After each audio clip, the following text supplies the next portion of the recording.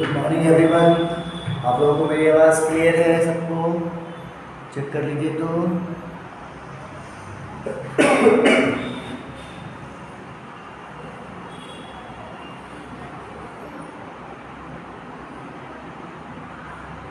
Okay, तो कल हमने लास्ट में एक पीओएसी पढ़ा था।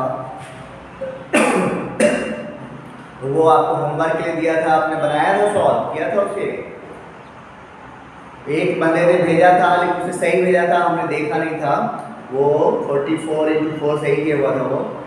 बाकी लोग बनाए थे या नहीं? पीओएसी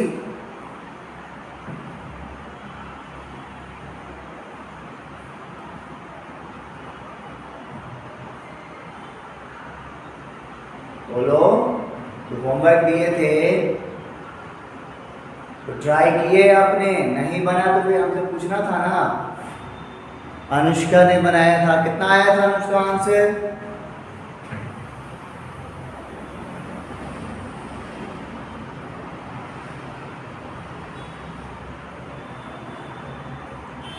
हाँ, वेरी गुड।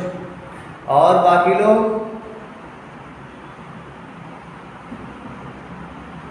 बस एक बंदे ने, अनुष्का ने बनाया, बाकी लोग क्या कर रहे थे? वैसे कैसे चलेगा?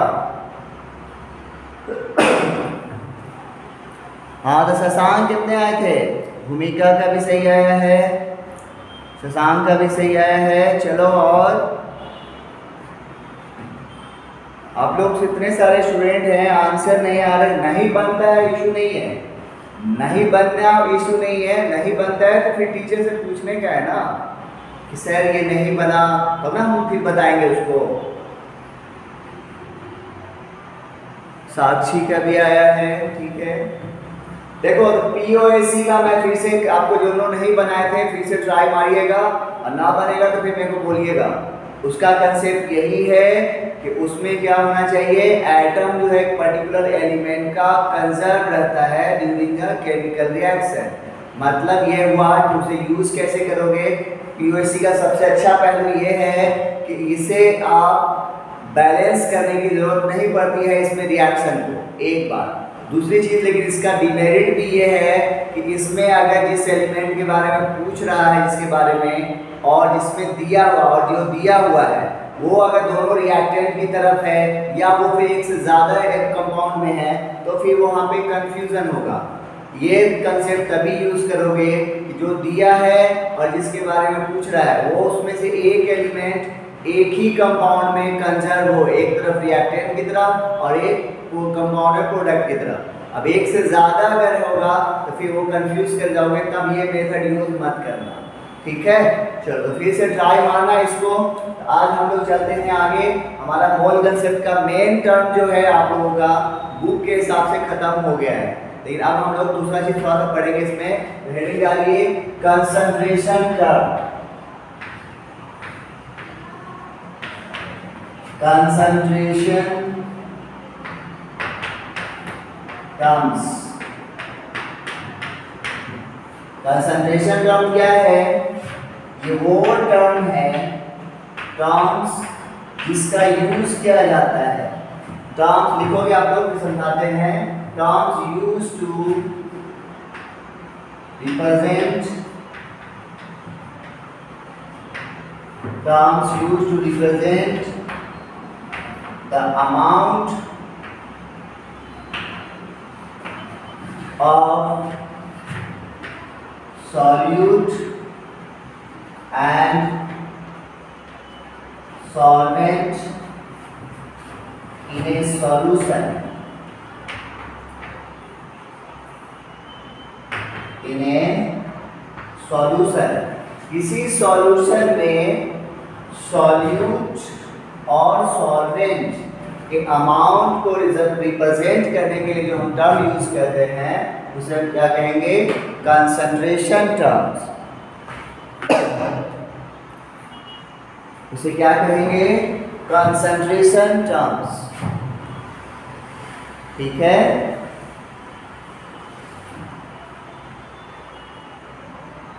चलिए, पहले बात करते हैं सॉल्यूशन क्या होता है, फिर सॉल्यूट क्या है, फिर सॉल्वेंट क्या है। देखो, सॉल्यूशन में सॉल्यूट और सॉल्वेंट के अमाउंट को रिप्रेजेंट करने के लिए जिस टर्म का हम लोग यूज करते हैं उसे कंसंट्रेशन टर्म कहते हैं। तो कितने बहुत सारे कंसंट्रेशन टर्म हैं जो हम आगे इसी में टॉपिक में आपको आगे बताएंगे। पहले हम लोग इन सब के बारे में बात करते हैं। आइए हेडिंग डालिए सॉल्यूशन।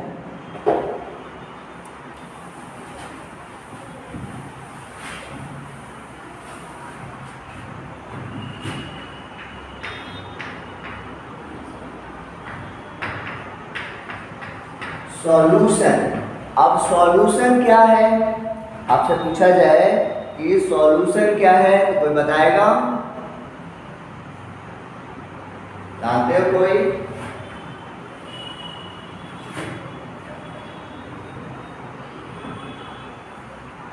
कोई बात नहीं। देखो सॉल्यूशन क्या होता है, ये मिक्सचर होता है।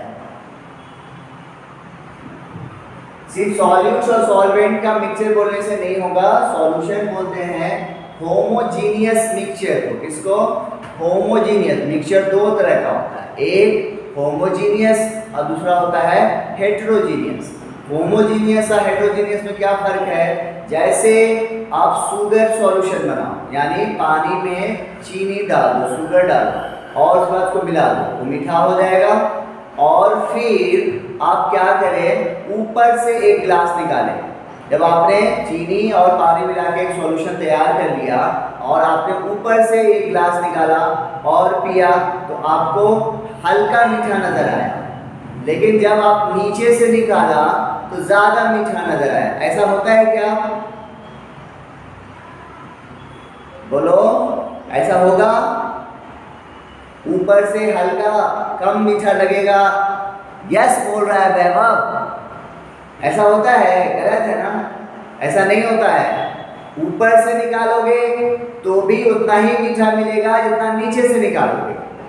ठीक है? इसका मतलब क्या हुआ? इसका मतलब यह हुआ कि इस सॉल्यूशन में चीनी यानी शुगर और वाटर दोनों का कंपोजिशन हर जगह पे सेम से रेशियो में है। तो इस तरह का सॉल्यूशन कहलाता है होमोजीनियस सॉल्यूशन। ठीक है? और वहीं अगर हम बात करें, तुम पानी ले लो और उसमें तुम बालू या कोई सीमेंट या कुछ भी डाल दो और उसके बाद उसको मिला दो, उसके बाद तुम उसको चेक करो, ऊपर से लोगे तो उसका वहाँ पे वाटर और सीमेंट जो डाले हैं उसका रेशियो अलग नजर आएगा और नीचे में जाओगे तो वहाँ अलग आएगा। तो वो हो गया हेटेरोजीनियस मिक्सचर। तो होमोजीनियस का मतलब हर जगह पे एक ही प्रोपोर्शन होने चाहिए और हेटेरोजीनियस का मतलब अलग अलग जगह पे अलग अलग प्रोपोर्शन होगा, तो वो कहलाएगा हेटेरोजीनियस। तो सॉल्यूशन क्या होता है? ये होमोजीनियस मिक्सचर होता है। क्या होता है? होमोजीनियस मिक्सचर होता है और इसके दो या दो से ज्यादा कंपोनेंट हो सकते हैं, तो उसे हम क्या कहते हैं? सॉल्यूशन कहते हैं। ठीक है? तो लिखो इसके बारे में, homogeneous mixture, homogeneous mixture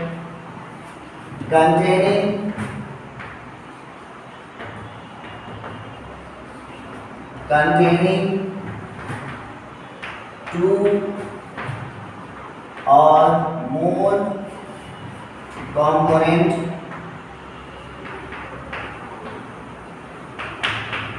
is called solution.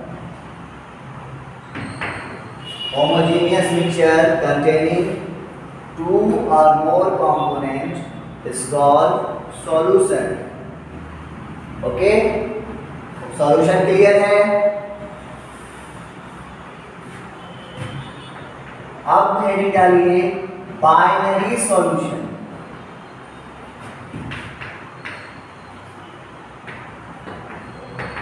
Binary solution,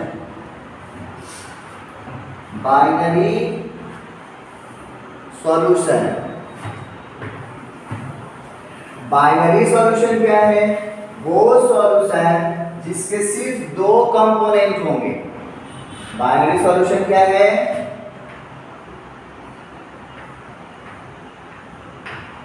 binary solution क्या है? वैसा सॉल्यूशन सिर्फ जिसके दो कंपोनेंट हो वो सॉल्यूशन कहलाता है बाइनरी सॉल्यूशन। लिखोगे इसके बारे में, solution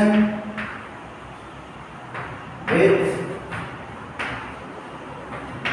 only two component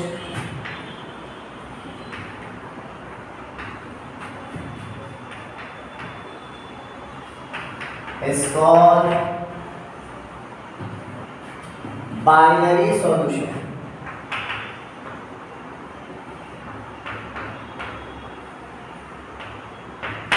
Is called binary solution.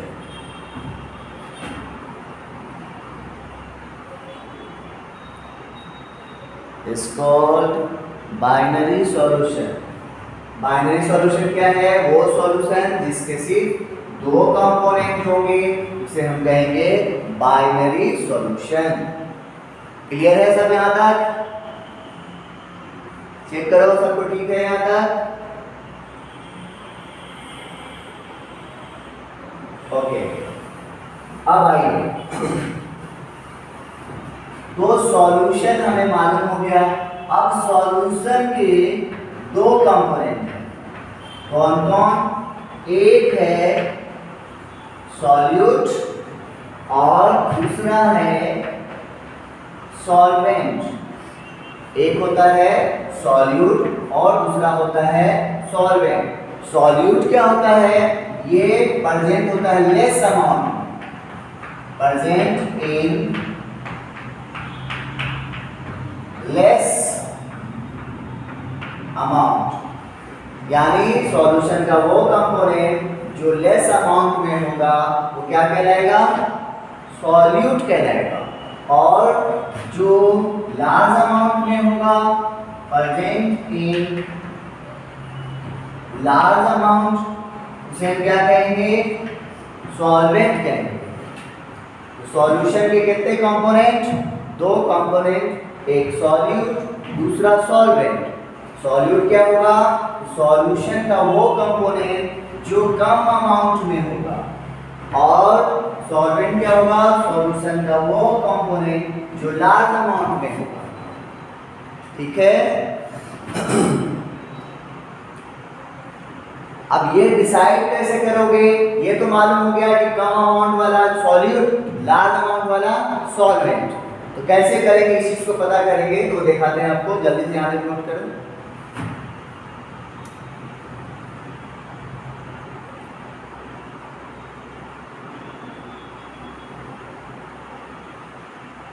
Okay, देखो अब यहाँ पे हम दे रहे हैं, अगर सॉल्यूशन है लेकिन उसका केस 1, इफ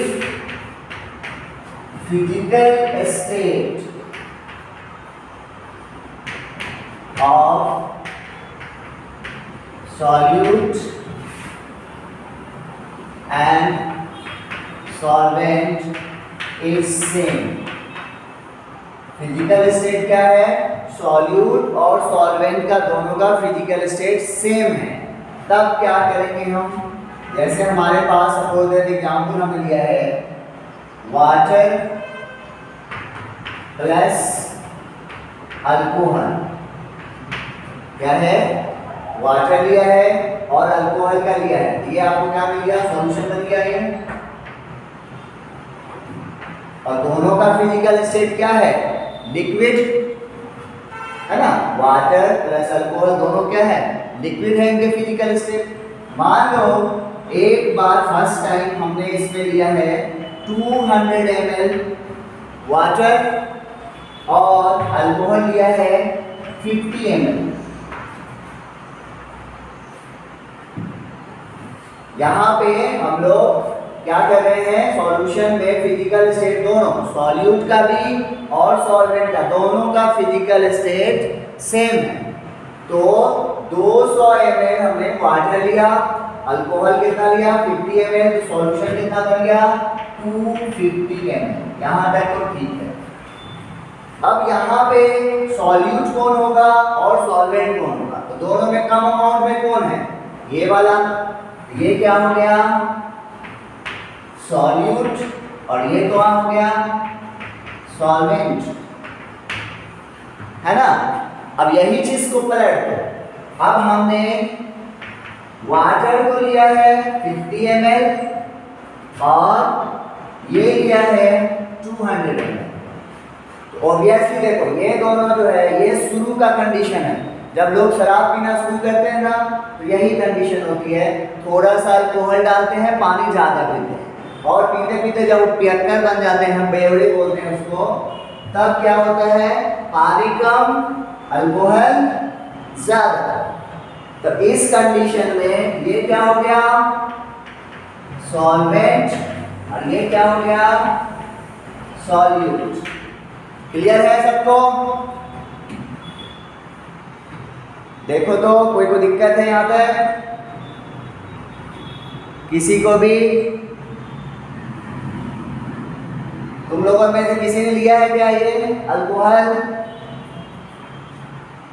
अच्छा, अमित को पूछना है। देखो अमित, यहाँ पे हम लोग पता कर रहे हैं कि हमें पता करना है सॉल्यूट और सॉल्वेंट। सॉल्यूट क्या होता है, कम अमाउंट में होता है, तो ये अलग अलग कंडीशन में सॉल्यूट जो है वही चीज होगा लेकिन सॉल्यूट चेंज हो जाएगा। तो सॉल्यूट कम अमाउंट में होता है, सॉल्वेंट ज्यादा अमाउंट में होता है। अब हमारे पास पहला केस है कि सॉल्यूट और सॉल्वेंट दोनों का फिजिकल स्टेट, फिजिकल स्टेट कितने होते हैं, 3 होते हैं किसी भी सब्सटेंस के, सॉलिड, लिक्विड, गैस। तो यहाँ पे फिजिकल स्टेट क्या है, हमने सेम लिया है। तो हमारे सामने एग्जाम्पल के तौर पे हमने लिया था वाटर प्लस अल्कोहल, एक सॉल्यूशन बन गया आपको, ठीक है। वाटर हमने लिया है 200 ml और अल्कोहल लिया है 50 ml, ठीक है। तो सॉल्यूशन कितना मिल गया आपको, 250 ml, ओके। अब यहाँ पे देखो इन दोनों में कम अमाउंट में कौन है, अल्कोहल है, तो ये हो गया सॉल्यूट, और ये हो गया ज्यादा अमाउंट में, तो ये हो गया सॉल्वेंट। अब फिर से हमने इसको पलट दिया, अब क्या किया है दूसरा केस में, इसी में हमने वाटर लिया है 50 ml और अल्कोहल लिया है 200 ml। तो अब यहाँ पे ये अब सॉल्वेंट हो गया, देखो पहले यही सॉल्यूट था लेकिन अब ये हो गया अमाउंट बढ़ने के साथ ये क्या हो गया, सॉल्वेंट हो गया और ये सॉल्यूट हो गया। अब क्लियर है?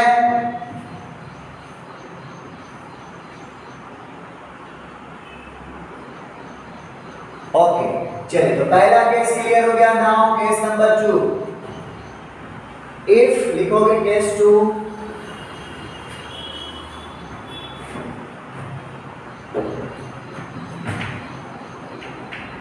if physical state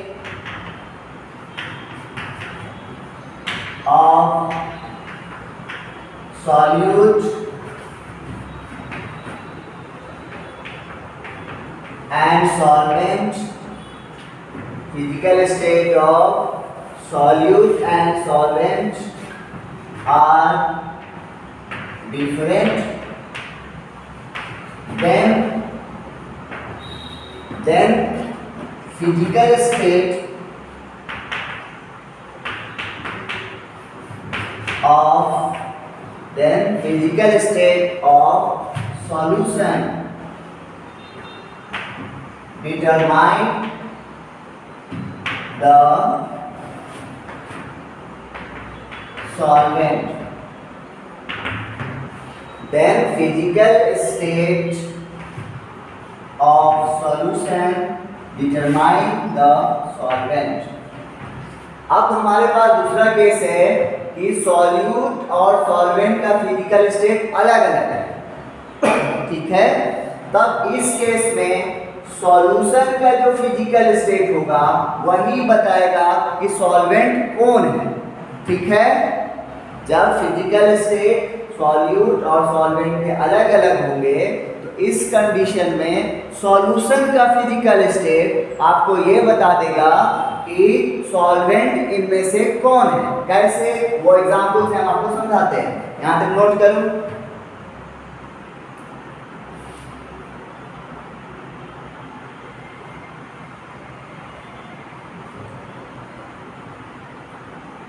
हो गया?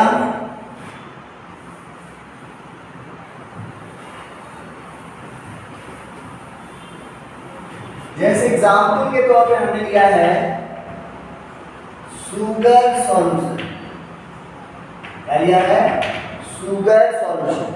शुगर सॉल्यूशन है जिसमें क्या क्या होगा, वाटर होगा और शुगर होगा, और यहाँ पे बन गया है सॉल्यूशन। ठीक है, अब ये आपको पता है वाटर क्या होता है, लिक्विड, और शुगर क्या होता है, सॉलिड, है ना। वाटर लिक्विड स्टेट में होता है और शुगर सॉलिड स्टेट में होता है। अगर सॉल्यूशन का फिजिकल स्टेट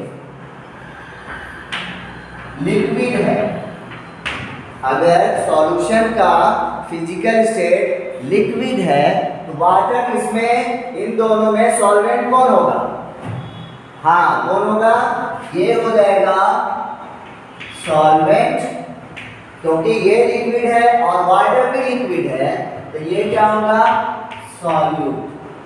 क्लियर है सबको, ये चीज समझ में आया।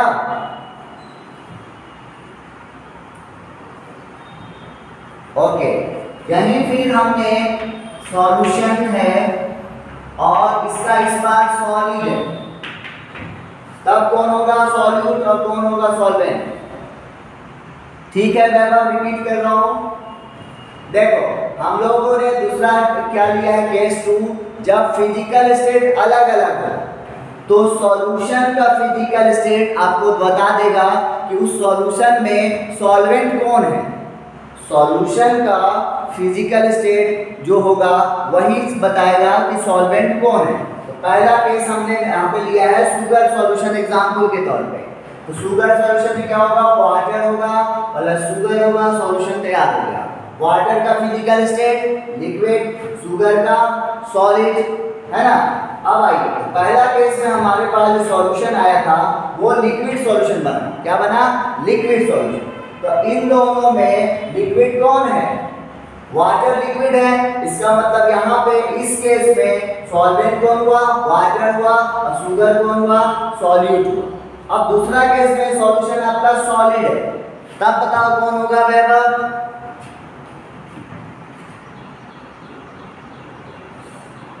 वैभव तुम्हें समझ में नहीं आया था, क्लियर देखो, पता समझ में आया ये पॉइंट, बताओ इसका आंसर बताओ सेकंड वाले का। इस केस में हाँ कौन होगा, शुगर हो जाएगा सॉल्वेंट और ये हो जाएगा सॉल्यूट। क्लियर है सबको अब, हाँ वेरी गुड, कोई दिक्कत नहीं ना यहाँ तक, किसी को दिक्कत है तो बोलो। क्लियर है सबको,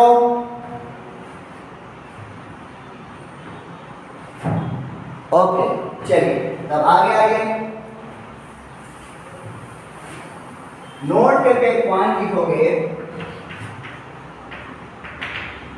mass of solute plus mass of solvent. अगर सॉल्यूट के मास को सॉल्वेंट के मास से जोड़ दे तो सॉल्यूशन के मास के बराबर हो जाएगा। इसका हमें इस पॉइंट पे आगे बहुत जरूरत पड़ने वाला है। मान लो कि सपोज दैट सॉल्यूट का मास हमें मालूम है, सॉल्यूशन का मास मालूम है, तो सॉल्वेंट का मास कैसे निकालेंगे, सॉल्यूशन के मास में से सॉल्यूट का मास घटा देंगे। या मान लो सॉल्वेंट का मास मालूम, सॉल्यूशन का मालूम, तो फिर इसका निकाल देंगे, या इसका भी मालूम, इसका भी मालूम, इसका जरूरत है, दोनों को जोड़ देंगे। तो ये यहाँ से ये फॉर्मूला पे स्टार मारेंगे, इसकी जरूरत पड़ेगी आगे इसी चैप्टर में। क्लियर है यहाँ तक?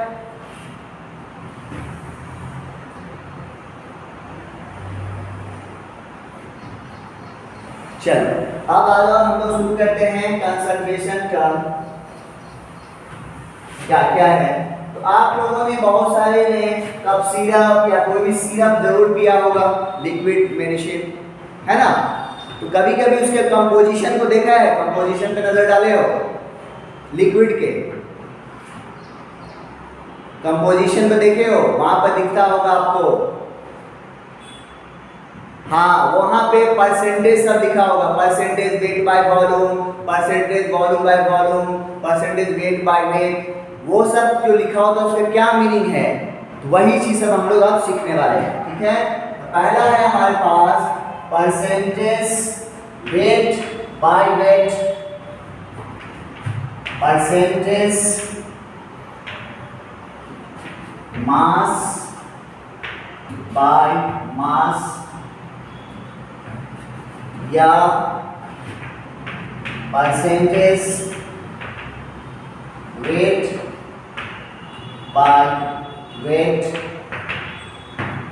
इस तरह से लिखा रहेगा, परसेंटेज वेट बाय वेट, या फिर बोलेंगे कैसे, percentage by mass, percentage weight by wait. इसका क्या मतलब है, तो हमें लेना क्या है, 100 ग्राम सॉल्यूशन लेना है। कितना, ध्यान समझना पॉइंट, हमें दो चीज की जरूरत पड़ेगी, इसके डिफिनीशन की भी और इसके फॉर्मूले की भी।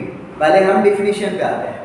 डिफिनीशन क्या है इसका, इसे हम क्या कहते हैं वो हम समझते हैं। पहले हमें लेना है सॉल्यूशन कितना, 100 ग्राम।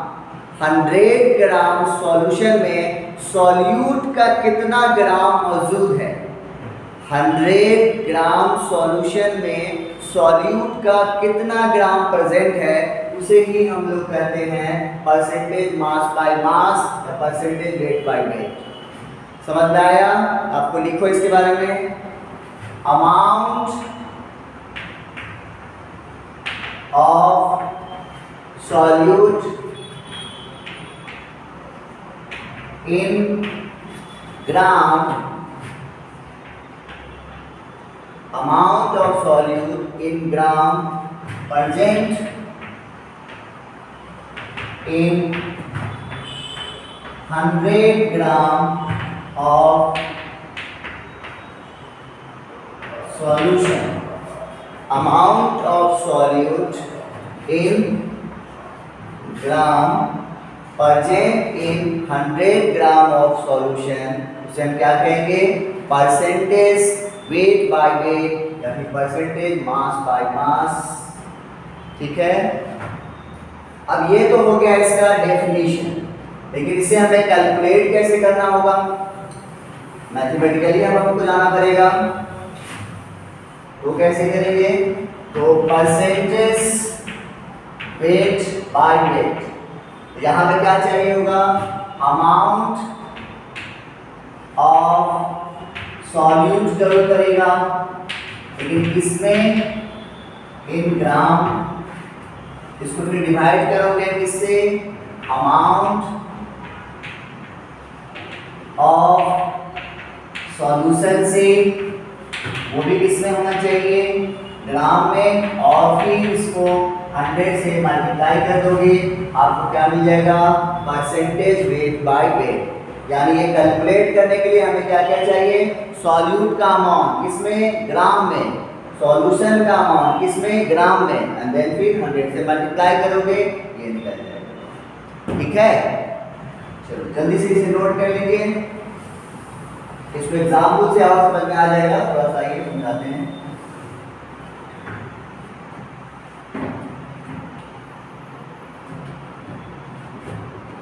हो गया,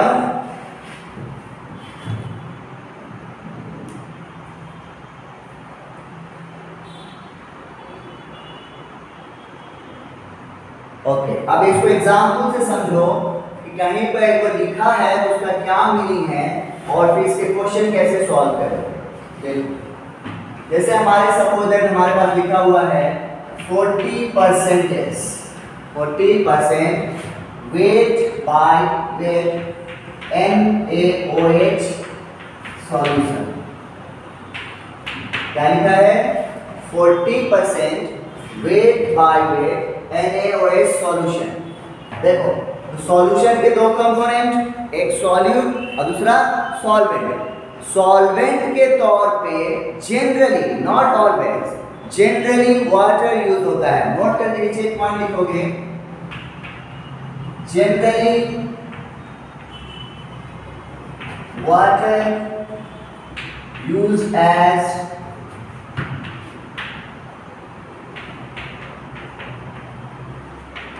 जनरली क्या होता है, वाटर जो है यूज होता है किसके तौर पे, सॉल्वेंट के तौर पे। ओके, अब गौर करो, तो ये सॉल्यूशन दिखा रहा है, पहले हम इसको छोड़ दो, पहले इतना बात करो। इसमें दिख रहा है NaOH सॉल्यूशन, क्या दिख रहा है, NaOH सॉल्यूशन है। तो हमें अभी मालूम हुआ कि वाटर जनरली सॉल्वेंट के तौर पे यूज हो रहा है, इसका मतलब इस सॉल्यूशन में NaOH क्या है, जरा बताओ तो।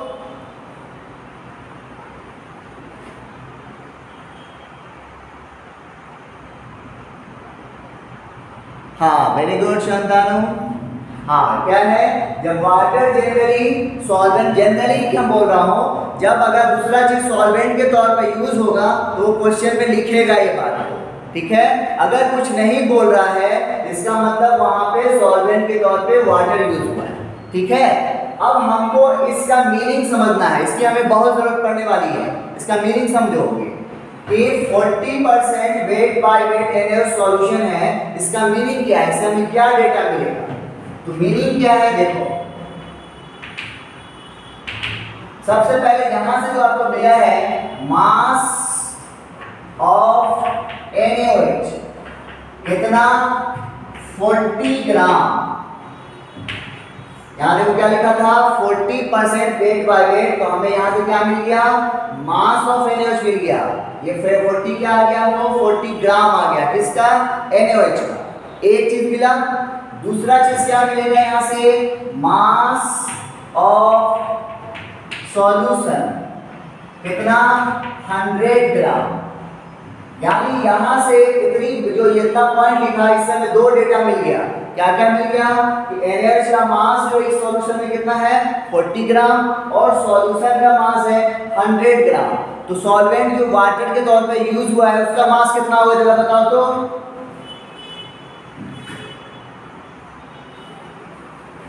हाँ, वेरी गुड आशीष, सियाली, शांतानु, तन्मय, वेरी गुड, पकड़ लिया तुम लोगों ने। हाँ, अभी बताया था आपको कि सॉल्यूट का मास प्लस सॉल्वेंट, रोहन गलत, सॉल्यूट का मास प्लस, रोहन गलत बनाए हो, सॉल्यूट का मास प्लस सॉल्वेंट का मास दोनों मिलके सॉल्यूशन का मास होता है। तो सॉल्यूशन का मास मालूम, सॉल्यूट का मास मालूम, सॉल्वेंट का मास क्या हो जाएगा, मास ऑफ सॉल्वेंट, यानी सॉल्वेंट के तौर पे यहाँ पे कौन है, वाटर, कितना होगा, 100 माइनस 40 मतलब 60 ग्राम।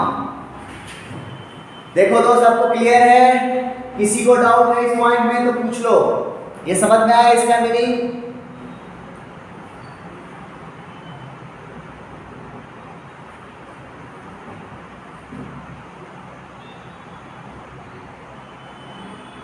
देख लो सबको क्लियर है।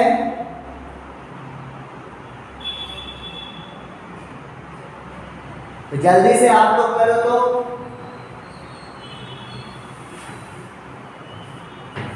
%, वेट बाय वेट, 58 ही रखो, NaOH NaCl सॉल्यूशन। चलो बताओ तो इसका मीनिंग क्या क्या है, इसमें कितना कितना आया है, सबको बताओ तो जल्दी से।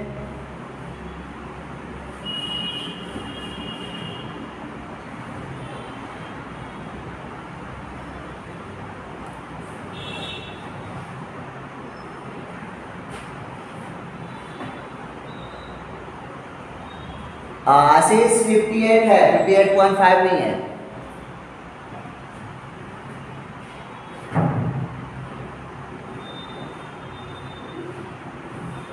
हाँ ठीक है, रोहन भी गुड।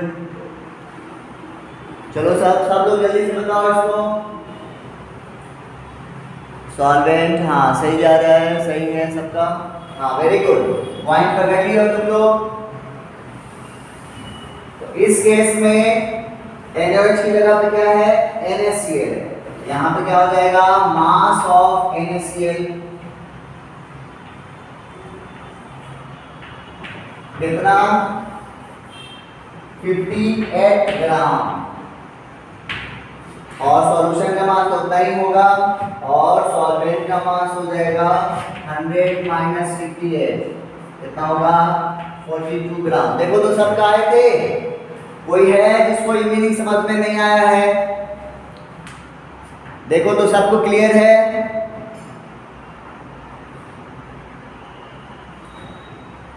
कोई भी है तो किसकी जरूरत पड़ेगी हमें आगे क्वेश्चन बनाने में? रुशियत रिपीट करना है। ओके, देखो हमारे पास सॉल्यूशन दिया है NaCl। क्या दिया है? NaCl solution. तो हमने अभी अभी आपको बताया कि सॉल्यूशन में दो कंपोनेंट, एक सॉल्यूट और दूसरा सॉल्वेंट, और जनरली सॉल्वेंट के तौर पे वाटर यूज होता है। तब इस सॉल्यूशन में NaCl क्या कर रहा है? रुशियत बताओ, NaCl क्या है इस सॉल्यूशन में?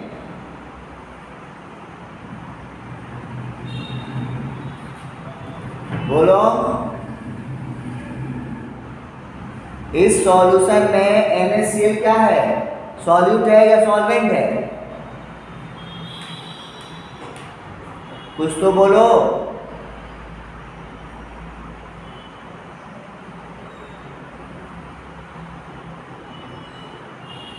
नहीं, सबको नहीं पूछ रहे हैं, जिसको डाउट है उनको हम पूछ रहे हैं। दूसरा तुमको डाउट है ना, सॉल्वेंट नहीं है जी। अरे यार, वाटर ये यूज होता है एज ए सॉल्वेंट, ये सॉल्वेंट है। तो बाकी ये दूसरा कंपोनेंट NaCl है, ये क्या होगा? सॉल्यूट होगा ना। ये वाटर जनरली ज्यादातर केस में वाटर यूज होता है सॉल्वेंट के तौर पे। इसका मतलब इस सॉल्यूशन में NaCl क्या हो गया? सॉल्यूट हो गया। ओके, अच्छा अब आइए, तब इसमें यहां पर लिखा था 58% wait by wait NaCl solution. तो इसका क्या मीनिंग है वो हम बताए थे। तो इसमें जो है NaCl का मास ये हो गया 58, जो है वो हो गया 58 ग्राम। और यहाँ से हमें दो डेटा मिलेगा, एक NaCl का मास मिल जाएगा 58 ग्राम और सॉल्यूशन का मास मिल जाएगा 100 ग्राम। बाकी बचा सॉल्वेंट का मास। तो हम लोगों ने अभी अभी पढ़ा था कि सॉल्यूट के मास को और सॉल्वेंट के मास को जोड़ दोगे तो सॉल्यूशन का मास मिलेगा। तो यहाँ देखो, सॉल्यूट का मास मालूम, सॉल्यूशन का मास मालूम, तो सॉल्वेंट का मास कैसे निकालेंगे? सॉल्यूशन के मास में से सॉल्यूट के मास को घटा दिए, अब ये आ जाएगा। अब ठीक है शुरू सर, चेक करो, अब समझ में आया? ओके, चलो आगे क्वेश्चन लिखो तो सब लोग।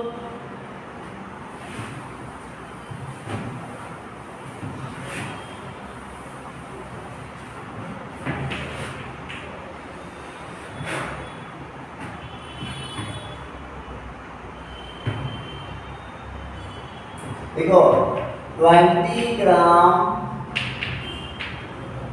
MgCl2 is dissolved in 100 gram of water. Calculate percentage weight by weight of solute. चलो बनाओ।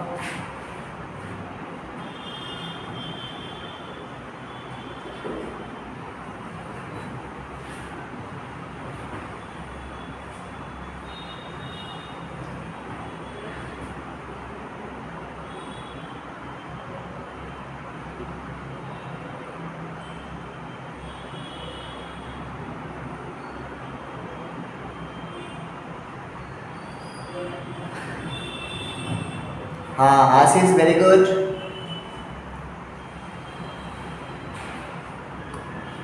हाँ तन्मय, गलत फार्मूला, ध्यान करो फार्मूला क्या बताए हैं। कल अब ये कैलकुलेट करना है। नहीं नहीं, एक बंदे ने सही बनाया है, बाकी सबका गलत आ रहा है। No no no no no no no no no. देखो कोई बात नहीं है। हाँ, एक में शशांक ने सही बनाया है, वेरी गुड। देखो हमने दो चीज बताए हैं आपको परसेंटेज वेट बाय वेट के, एक डिफिनीशन उसका मीनिंग और दूसरा परसेंटेज वेट बाय वेट कैसे कैलकुलेट करेंगे। तो कैलकुलेट करने के लिए हम फार्मूला यूज करते हैं ना, तो हमारे पास परसेंटेज वेट बाय वेट का फार्मूला क्या है?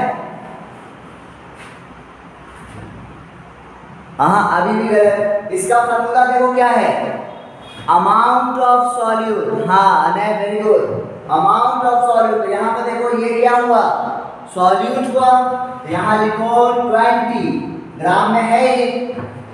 अच्छा अभी भी रोशन तुम्हारा गलत है। देखो अब देखो सब लोग देखो, तो सॉल्यूट का मास चाहिए था ऊपर में, तो हमने लिया सॉल्यूट का मास, और नीचे में किससे डिवाइड करना है,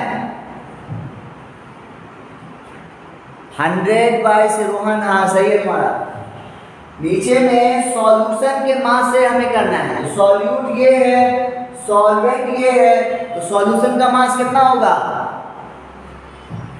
100 प्लस 20 होगा,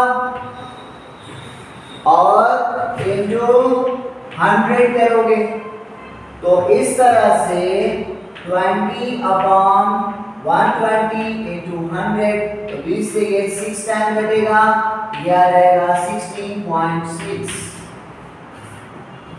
समझ में आया? कहाँ गलती किए थे? हाँ तो ध्यान से समझिएगा, आपको करना ये है कि पहला उसका डिफिनीशन को भी ध्यान रखना है, क्योंकि प्रॉब्लम खासकर जेई वगैरह में प्रॉब्लम में बनाने वक्त उसके डिफिनीशन की जरूरत पड़ती है, उसका मीनिंग निकालना होता है वहां से, और फिर कैलकुलेट करना होगा, तो ये फार्मूले की जरूरत भी पड़ेगी। तो दोनों बातें ध्यान रखनी होगी।